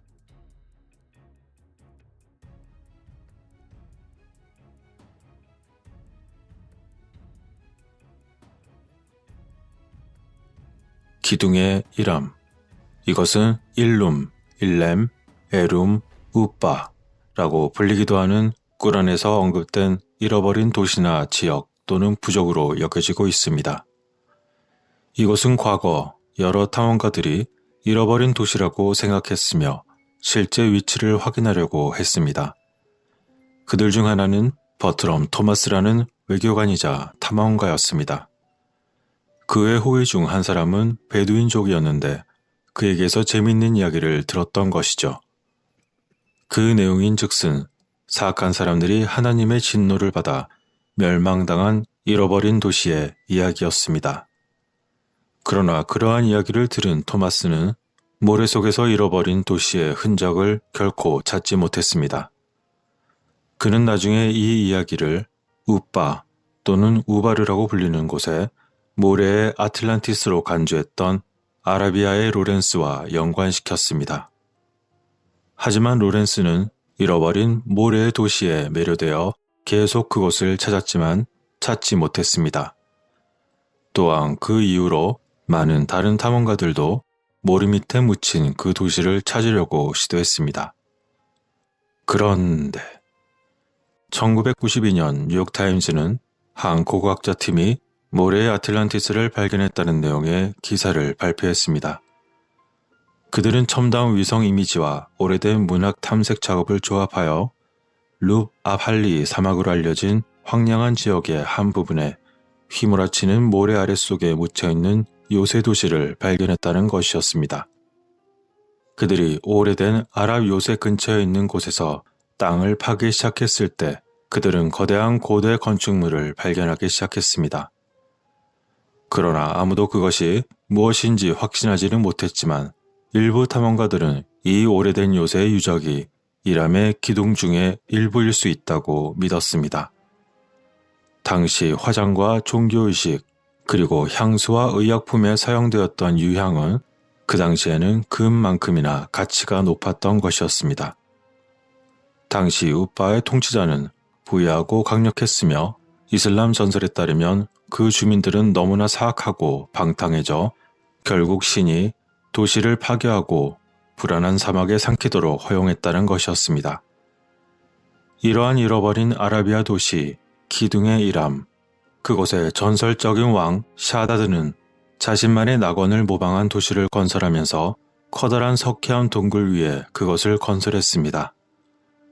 그러나 결국 도시의 무게로 인하여 동굴이 거대한 싱크홀로 무너져 버렸고 도시의 많은 부분이 파괴되고 나머지는 버려졌습니다. 게다가 연구원들은 인근에서 적어도 기원전 6000년으로 추정되는 신석기 시대 마을의 유적을 발견하기도 했던 것입니다. 이러한 발견은 신화에 가려져 있던 이 지역의 초기 역사에 상당한 도움을 줄 것으로 기대되었습니다. 그 중에서도 당시의 발견은 이 지역의 미스터리 중 하나인 우바와 동시대에 살았을 시바의 여왕이 실제로 존재했는지의 여부일 것입니다. 한편 이와 관련하여 꾸란에서는 다음과 같이 언급하고 있습니다. 당신의 주님이 아두 부족을 어떻게 다루셨는지 고려하지 않는가. 높은 기둥을 가진 자들 이람족과 함께 이 땅에서 만들어진 적이 없는 사람들 그리고 타무드족 그들이 계곡에 있는 바위들을 조각했는가. 그리고 파라오와 함께 강력한 힘을 이 땅 안에서 억압받는 모든 사람들 그리고 그 안에서 부패가 증가했다. 그래서 당신의 주님은 징벌의 채찍을 그들에게 쏟아 부으셨다. 실로 당신의 주님은 관찰하고 계신다. 라고 말이죠. 이러한 높은 기둥을 가진 이람, 이것과 관련한 언급에 대한 몇 가지 이론이 있습니다. 일반적으로 이람이라는 이름을 부족의 이름으로 보는 반면에 어떤 사람들은 이람이라는 이름을 도시나 지역과 같은 지리적 위치로 보기도 하는 것이죠. 그것을 도시로 구분하는 사람들은 알렉산드리아나 다마스쿠스에서 실제로 이사한 도시 또는 우바르라는 도시에 이르기까지 그곳이 어디에 어떤 도시였는지에 대한 다양한 의견을 제시했습니다. 지역으로 본다면 그것은 아람으로 알려진 성경의 지역과 동일시 되었습니다. 또한 그것은 한 부족이었던 아마도 아드 부족으로 보였으며 그곳의 기둥은 아마도 그곳의 천막을 위한 기둥이었을 것으로 추정하기도 합니다. 나바테이아는 처음에 아랍 문화에 포함되었지만 나바테이아는 아라비아 사막을 배회하고 초원과 물을 찾을 수 있는 곳으로 자신들의 무리를 데리고 다녔던 많은 유목 베두인 부족 중 하나였습니다. 그들은 계절이 지나면서 그들의 지역에 익숙해졌고 계절적인 강우량이 감소하는 궂은 시기에 생존하기 위해서 고군분투했을 것입니다. 그러나 이들이 고대 세머를 사용하던 사람들인 아람인의 뿌리를 가지고 있다는 이론을 현대학자들은 부정적으로 보고 있습니다. 대신 고고학적, 종교적, 언어학적 증거를 통해 그들이 북아라비아 부족임을 확인시켜 주고 있는 것이죠. 이러한 논란이 남아있는 이람의 도시는 현재 가장 오래된 언급의 시점이 기원전 2500년 정도로 보고 있지만 더 오래되었을 수 있습니다. 또한 이곳은 신에 의해서 파괴되었다고 주장되는 전설적인 잃어버린 도시로 보였던 것이었습니다. 따라서 일부 사람들은 이곳을 물 아래 침몰한 도시 아틀란티스와 연관시키기를 좋아하는 것 같습니다. 게다가 아라비아에는 많은 역사가와 고고학자 그리고 탐험가 사이에서 논쟁의 원천이 되어온 잃어버린 도시에 대한 고유한 전설이 있었기 때문이기도 합니다. 거기에다 1992년 라놀프 핀스라는 사람은 자신이 탐험한 이곳에 대하여 모래의 아틀란티스라는 제목의 책을 쓰기도 했던 것이죠. 결국 이런 것들로 인해 사람들에 의해서 아틀란티스가 모래 속에 있었다는 말이 나돌기 시작했던 것이었습니다. 한편 고고학자인 요리스 짜린스는 그것이 우바일 것이라고 추정하기도 했지만 그 단어는 많은 사람들에게 혼란을 주었습니다. 고전 문헌과 아랍의 역사적 자료를 보면 우바는 특정 마을이 아니라 지역과 사람들의 집단을 가리키는 것이었기 때문이었는데 사람들은 항상 그것을 간과하곤 합니다. 프톨레마이오스의 2세기 무렵 지도에서는 이 지역이 매우 분명하며 큰 글자로 이오바리떼라고 쓰여 있었습니다. 그런 가운데 14세기나 15세기의 중세 후기판의 천일 야화에서는 이 우바르를 지역이나 사람이 아닌 도시로 변모시키기도 했던 것이죠. 최근까지의 연구에 따르면 이람의 도시 또는 우바라고 불리기도 하는 이곳은 우바의 전설에 한해서는 도시가 모래폭풍으로 멸망해버렸다는 증거는 없습니다. 그리고 요새의 대부분은 싱크홀로 무너진 것으로 보였는데 그것은 아마도 주변 오아시스에 물을 공급하기 위해 당시 지하수를 끌어들인 것이 그 원인이 되어 침식되어서 발생했을 것입니다. 또한 이곳은 도시가 아니라 우바가 프톨레마이오스가 식별한 이오바리떼의 땅이었을 가능성이 더 크다는 것을 의미할 수 있습니다. 그리고 이 지역의 쇠퇴는 아마도 로마 제국이 의식을 위해서 많은 수량의 향을 더 이상 필요로 하지 않는 기독교로 개종함으로써 유향에 대한 무역이 감소했던 원인이 있었을 것입니다. 또한 수지를 채취할 현지 인력을 찾기가 매우 어려워졌다는 것도 하나의 작은 이유가 되었으며 기후변화로 인해서 이 지역이 황폐해져 육상보다는 해상 운송이 더 안정적이었기 때문인 이유도 있었을 것으로 보였던 것이죠. 이에 대한 대부분의 전설과 신화에 따르면 모래의 도시는 룹 아할리 사막 어딘가에 있었습니다. 여기에는 사우디아라비아 대부분과 오만, 아랍에미리트, 예멘 지역을 포함하여 아라비아 반도의 남쪽의 3분의 1에 해당합니다. 결국 이곳 우바르라고 불리던 지역은 거의 5,000년 전에 지어진 인근 카라 산맥에서 재배되는 방향수지였던 유향의 가공 및 운송센터였던 것이라고 추측되고 있습니다. 그런데 연구에 의하면 이곳은 당시 기후가 지금과는 사뭇 많이 달랐다는 증거를 발견했던 것입니다. 이곳의 신석기 시대의 마을은 이미 말라버린 강둑 위에 위치해 있었고 주민들은 상당한 면적을 경작했던 것으로 보였던 것입니다. 신석기 시대로부터 3000년 후인 우바 시대에도 강우량은 매우 풍부했던 것으로 보였고 당시의 우물은 도시 자체는 물론이고 가혹한 사막을 횡단하는 낙타떼의 목을 축이기에 매우 충분한 양의 물을 공급했을 것입니다. 이에 대한 하나의 증거로서 수십만 마리의 낙타가 지나가면서 매우 단단한 표면으로 포장되어 버린 고대 무역로라고 볼 수 있는 곳을 찾을 수가 있었던 것이었습니다. 그 길이 끝나거나 분기점이 된 곳은 잃어버린 도시의 위치처럼 보였습니다. 이처럼 현재는 황량해진 사막의 모래 아래 숨겨진 신비한 고대 건축물은 고대 이집트의 역사를 아마 다시 쓸 수도 있을 것입니다. 그러나 이러한 흥미로운 질문에 여전히 확실한 대답은 없습니다. 과연 사람들이 우바라고 하는 곳은 전설적인 기둥의 이람, 그것과 같은 도시였던 것일까요? 아니면 전설로 전해졌던 잃어버린 도시는 아직도 여전히 모래 아래 그 어딘가에 묻혀서 우리가 찾아주기를 기다리고 있는 것일까요? 그 누구도 이 질문에 대해 확실한 대답은 할 수 없겠지만 이러한 일룸, 이렘, 에룸, 우바라고 불리기도 하는 기둥의 이람, 과거의 그 진정한 모습은 어떤 모습이었던 것일까요?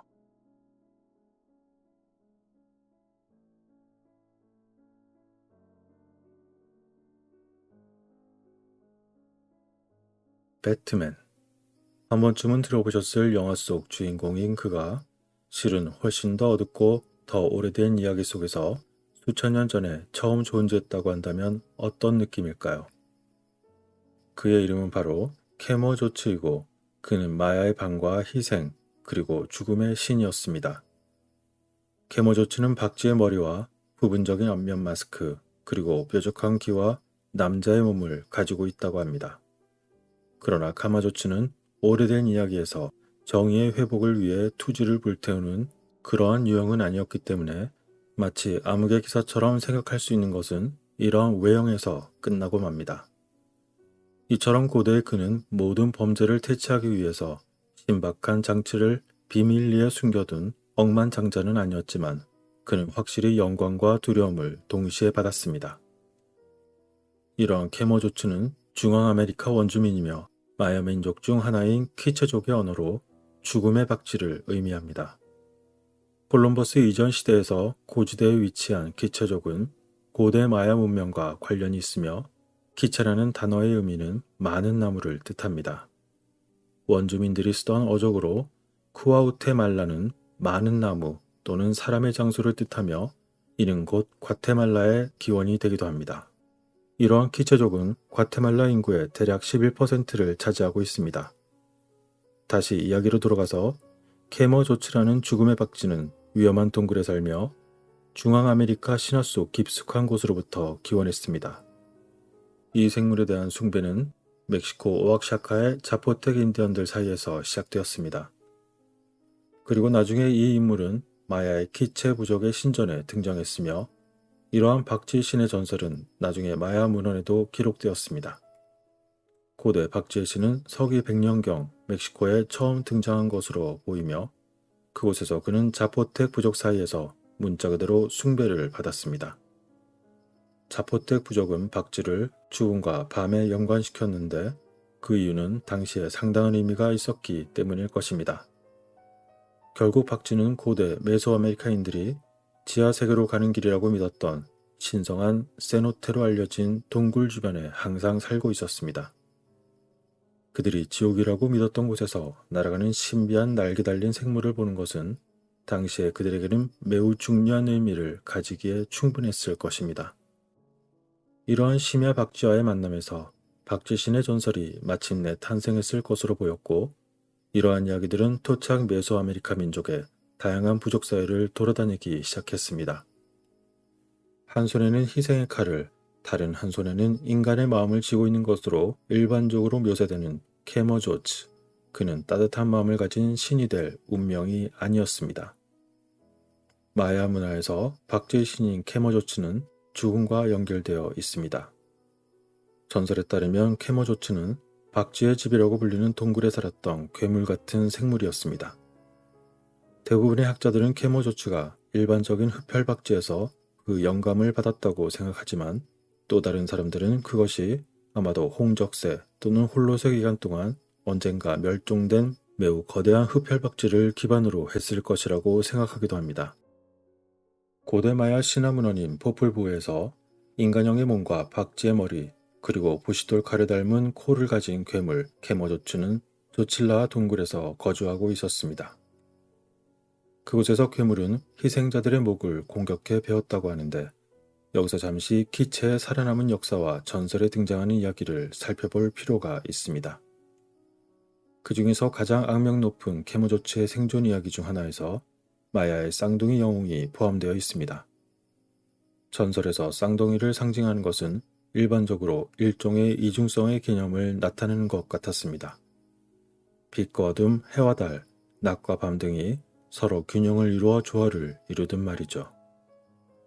이 이야기에서 케모조츠는 바로 그 쌍둥이 영웅을 만나게 됩니다. 후나프와 슈발랑케는 포폴부에서 펼쳐지는 무용담들이 많지만 케모조츠가 등장하는 것은 그것들 중 일부였습니다. 이야기가 진행되면서 쌍둥이는 어두운 지하세계로 초대되었습니다.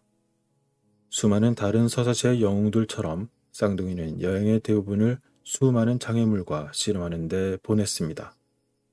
그리고 그들이 지하세계에 거주하는 박쥐의 집인 조칠라에서 하룻밤을 보내자고 제안할 때까지는 그리 상황이 나쁘지는 않았습니다. 쌍둥이는 꽤 영리했고 밤 동안 블로우건을 이용하여 달려드는 적들을 퇴치하기로 결정했습니다. 그들이 거기에 누워서 자신들의 블로우건을 사용하며 버티자 소름 끼치는 동굴의 박쥐들은 결국 서서히 진정되기 시작했습니다. 그리고 모든 것이 조용해지자 쥐발랑케는 후나프에게 이제 조용해졌으니 남은 박쥐가 있는지 확인하자고 다소 성급해 보이는 계획을 말했습니다. 그러자 후나프는 그의 계획에 동의했고 자신의 블로우건에서 입을 떼고는 머리를 내밀어 박쥐들이 모두 죽었는지를 확인하기 시작했습니다.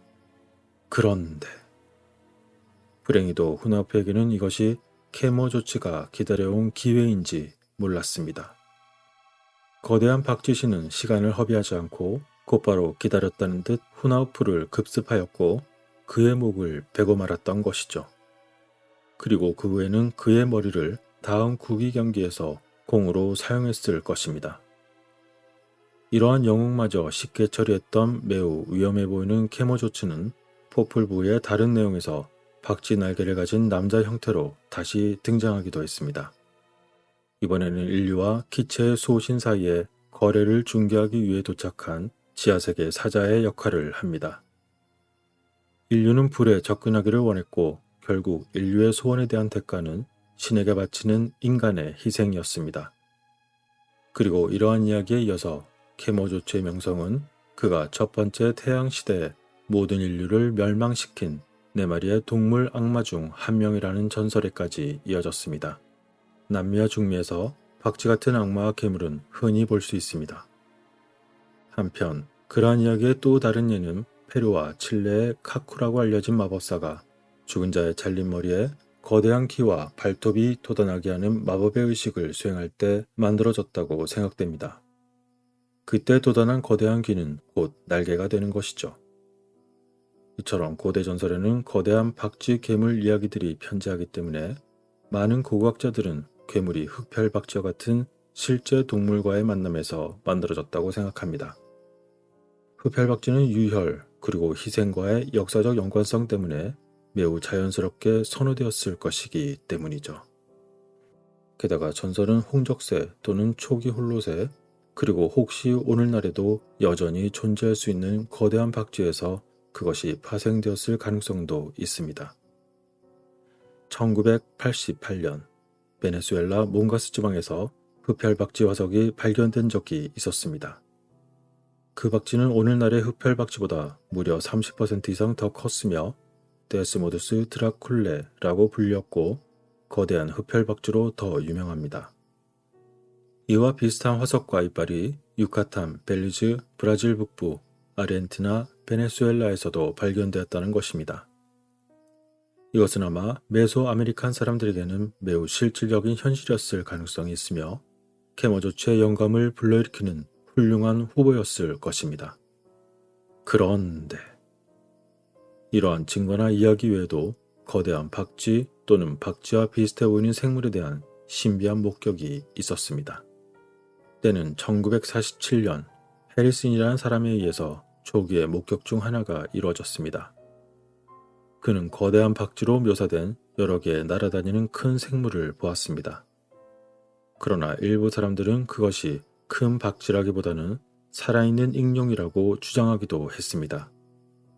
또한 1950년대 초 브라질의 한 부부는 거대 흡혈박쥐의 화석이 발견된 지역의 계곡에서 박쥐 같은 생물을 만났다고 주장했습니다.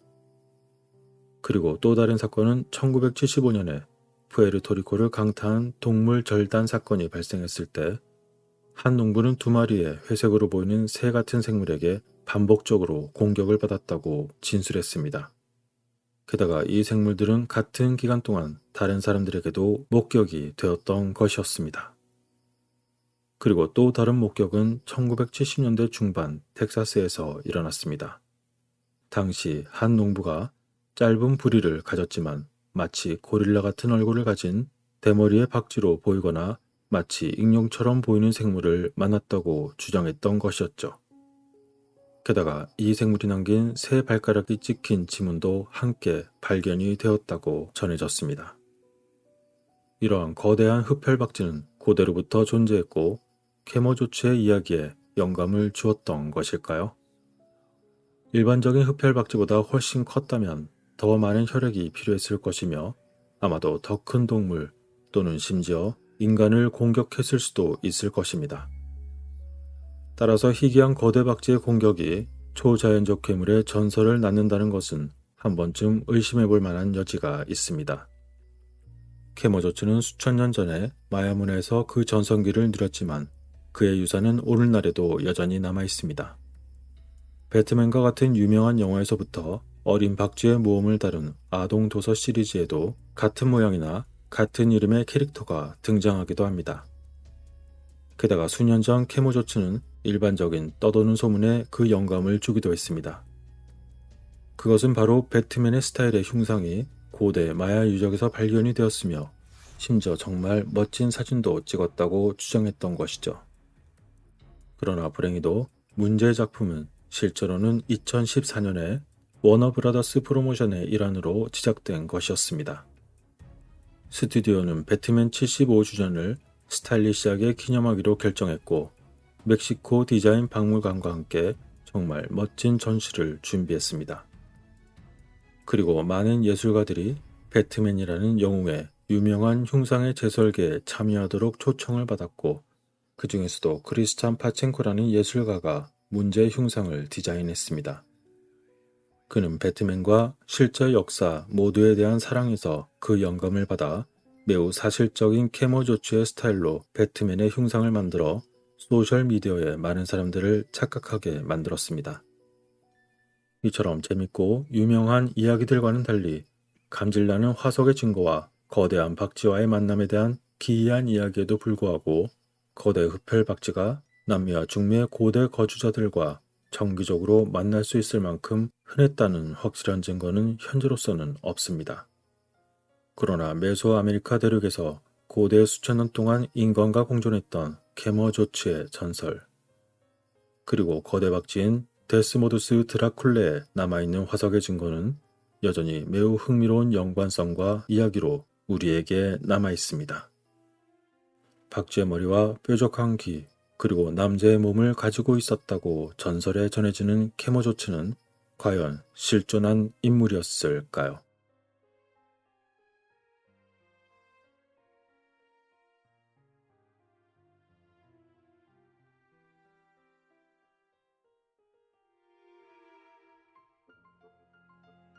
현대 탐지 기술을 이용하여 수세기 동안 숨겨져 있던 마야 복합 건축물이 드러났습니다.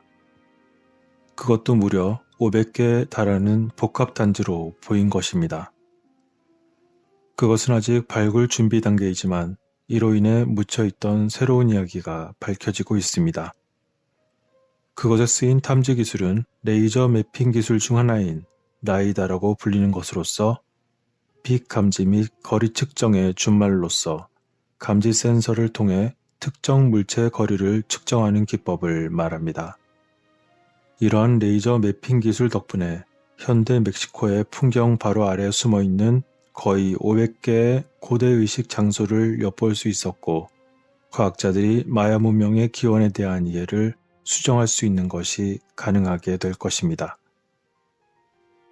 멕시코 동부는 인상적인 피라미드, 그리고 문자 언어, 그리고 복잡한 달력 시스템으로 유명한 고대 마야의 고향입니다. 과학자들이 가장 크고 가장 오래된 마야 건축물인 아구아다 페닉스를 처음 발견한 곳입니다. 이곳은 멕시코 타바스코주에 위치한 대형 마야 유적지로서 과테말라와 국경 근처에 있습니다. 그러한 이 지역은 레이저 매핑 기술을 사용한 항공 조사를 통해 발견되었으며 그것은 2020년에 발표가 되었습니다.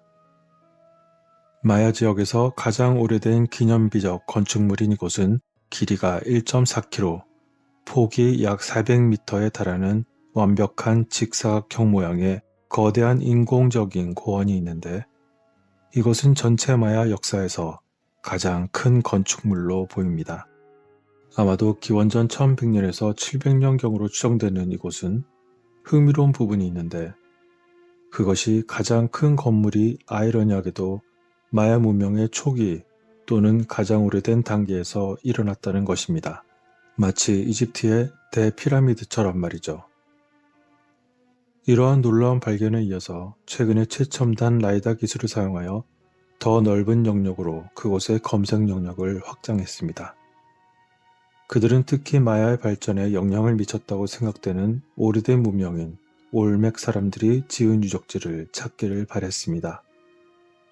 그런데 라이다가 공개한 것은 정말 획기적인 것이었습니다. 그들은 아구아다 페닉스처럼 보이지만 그렇게 크지는 않은 무려 거의 500여 개에 달하는 의식의 단지를 찾았던 것입니다.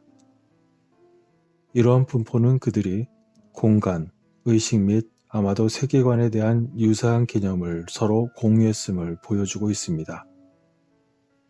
올맥 지역과 마야 지역의 사람들이 실제로 서로의 지식을 교환했으며 이러한 종류의 상호작용이 메소아메리칸 문명의 초기 발전에 매우 중요했음을 알려주고 있는 것입니다. 이것은 또한 당시에 정말 많은 사람들이 모여서 살았다는 최초의 증거이기도 하기 때문에 더욱더 놀라운 것입니다.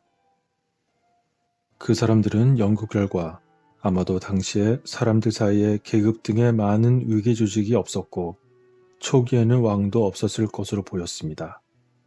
그리고 왕은 나중에 의식을 위한 하나의 필요에 의해 생겼을 수 있습니다.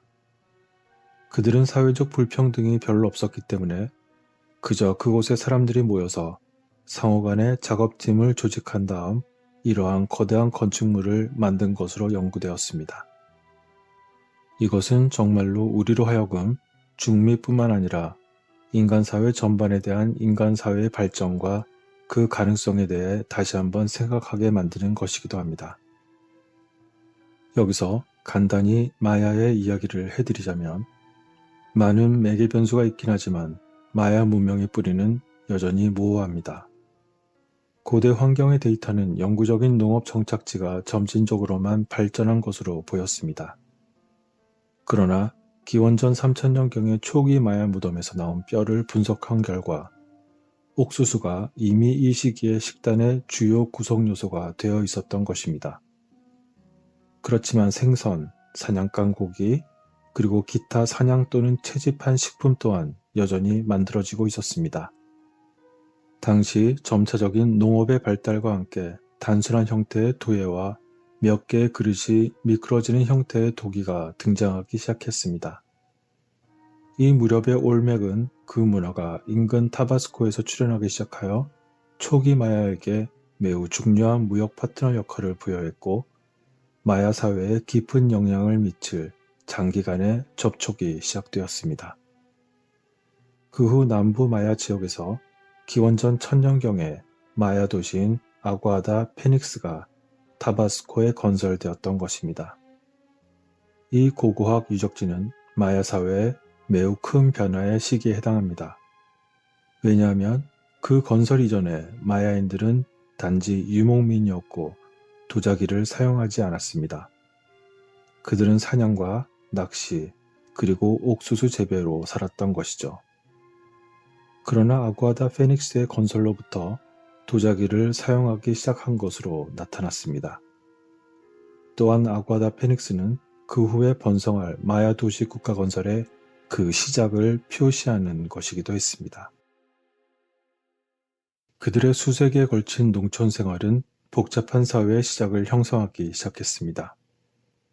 흑요석 거울과 옥 모자이크와 같은 고급 상품이 등장하기 시작하여 보다 광범위한 무역에 대한 수요가 증가하기도 했습니다. 또한 세밀한 인간의 노력을 요구하는 운하와 관계 계획은 복잡성과 그 규모가 증가함에 따라 나타나기 시작했습니다. 그리고 점차적으로 마을에는 중앙광장과 토루가 포함되기 시작했으며 때때로 석조로 보강되었습니다. 예를 들어 라블랑카 지역은 그 높이가 75피트가 넘는 인공적인 중앙의 언덕을 그 특징으로 하고 있으며 독특한 올맥 스타일의 머리와 매우 유사한 석조 조각을 포함하고 있었습니다. 조각된 돌 비석이 이 기간 동안 지도자로 보이는 이의 초상화로 장식되었었지만 여전히 글씨가 없는 모습이 나타나기 시작했습니다. 고급 무기와 전서로 묘사되기 시작한 통치자, 그리고 대량의 무덤과 목이 잘린 해골 등으로 증명되는 바와 같이 이 기간 동안 전쟁이 심화된 것으로 보입니다. 그 후 기원전 900년부터 태평양 연안 지역은 기원전 600년경 붕괴된 라블랑카 국가의 지배 아래 놓이게 되었고 엘 위크테 유적지를 중심으로 한 정치체제로 대체되었습니다. 그리고 또 다른 초기 국가는 아마도 여러 광장주위에 배열된 광대한 토루가 있는 도시인 찰추아파의 부지에 그 기반을 두었을 것입니다. 그러나 최초의 진정한 마야 도시 국가인 카미날 주유가 통치했을 가능성이 가장 큽니다.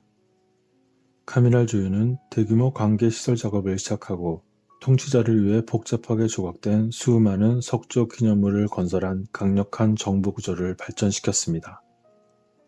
이 기념물은 전쟁 포로를 명확하게 묘사하고 종종 무기를 들고 있는 통치자를 보여주는데 이는 수세기 동안 과테말라 고원을 지배하면서 활발한 전쟁에 참여했던 카말라 주유의 정체를 나타내는 것입니다. 그곳의 주요 수출품은 필수 자원인 흑요석과 날카로운 모서리로 쉽게 부서지는 아름다운 화산 유리로 만든 화살촉, 그리고 칼과 기타 무기, 거울과 같은 고급 상품들을 제공했습니다. 그러나 부족한 고고학적 유적에서 사람들의 민족성을 확고하게 식별하기는 어렵지만 이 기간 동안 마야는 엘미라도, 티칼, 카라멀 및 티아살과 같은 도시가 있는 메소아메리카 지역을 점령하면서 체계적인 북쪽의 확장을 시작한 것으로 보입니다.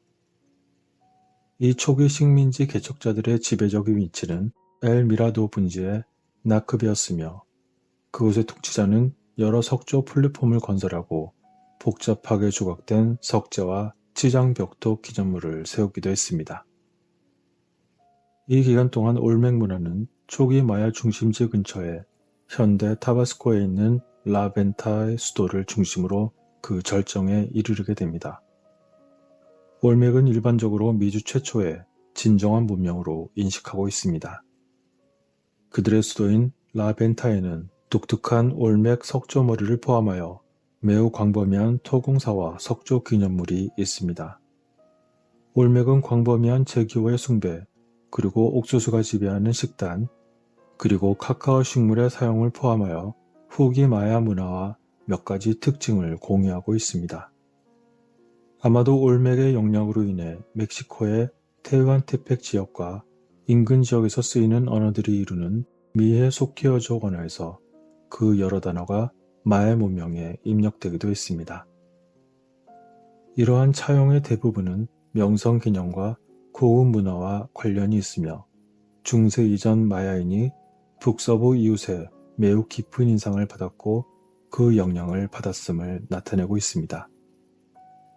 그 후 시간이 흘러 알 수 없는 이유로 갑자기 무너진 신비한 잃어버린 문명의 이야기는 한 세기가 넘는 시간 동안 우리 대중의 상상을 사로잡았습니다.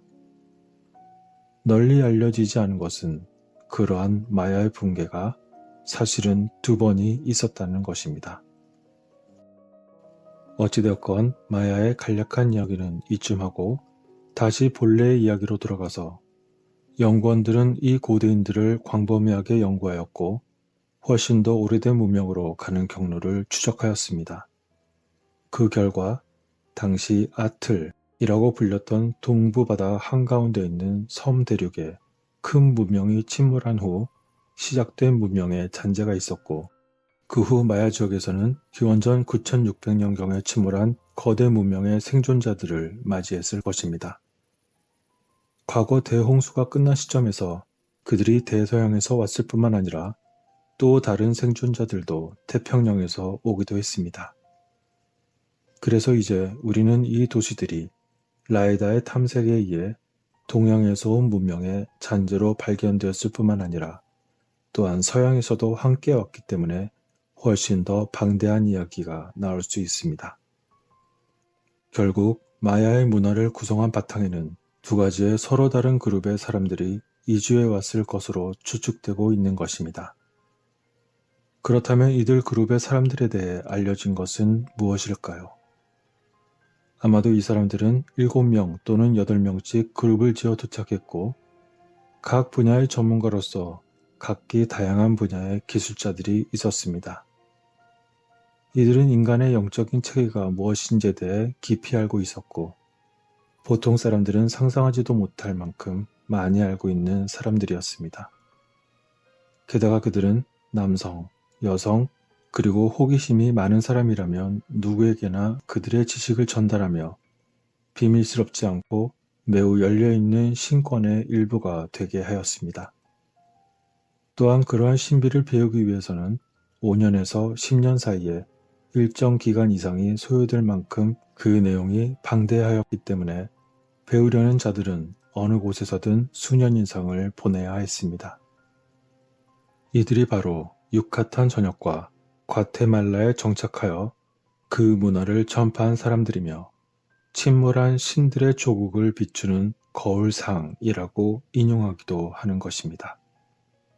따라서 오늘날 정글에서 우리가 보는 것은 본질적으로 현재 바다 아래 수천 피트 밑에 있는 원래 건축물들의 사본인 셈입니다. 이러한 매우 흥미로운 문명의 역사에 대해 훨씬 더 많이 알 수 있도록 추가 연구를 위한 계획이 일부에서 진행 중입니다. 그러나 이러한 유적들을 발견만 했다고 바로 모든 것이 드러나지는 않습니다. 그곳을 굴착해서 하나씩 조심스럽게 밝혀내는 것은 매우 오랜 시간이 필요하기 때문입니다. 그렇게 과거를 발견하는 것은 매우 어렵고 시간이 많이 걸리는 과정입니다. 또한 중요한 것은 일반적인 시각으로만 바라본다면 보이지 않는 것들이 매우 많습니다. 따라서 연구자들은 다른 관점에서 과거를 바라보지 않는 한 쉽지 않은 일임을 매우 잘 알고 있습니다. 현재 우리의 관점이 아닌 신화와 민속학, 기후학 등 여러 측면에서 당시 사람들의 생각 등의 관점을 바라봐야 하고 열린 마음으로 함께 연구하는 마른 사람들은 물론이며 지역 주민들과 이야기를 나눠야 일종의 공감대가 형성되기 때문이죠. 조심스럽게 말씀드리자면 향후 고고학이 첨단 기술을 이용하여 과테말라의 가장 깊은 곳으로 분명히 갈 것으로 생각됩니다. 왜냐하면 그곳이 바로 마야인이 마침내 최종적으로 정착한 곳으로 보이기 때문입니다. 그리고 라이다와 같은 최첨단 탐색기와 같은 도구를 이용함에 따라 과테말라, 벨리즈, 그리고 더 남쪽에서 어쩌면 이번보다 더 큰 소식이 나올 것이라고 감히 예상해 봅니다. 이번에 이러한 발견은 빙산의 일각에 불과하기 때문입니다. 오늘의 영상은 여기서 마치겠습니다. 지루함에도 끝까지 시청해주신 분들께 깊은 감사를 드립니다.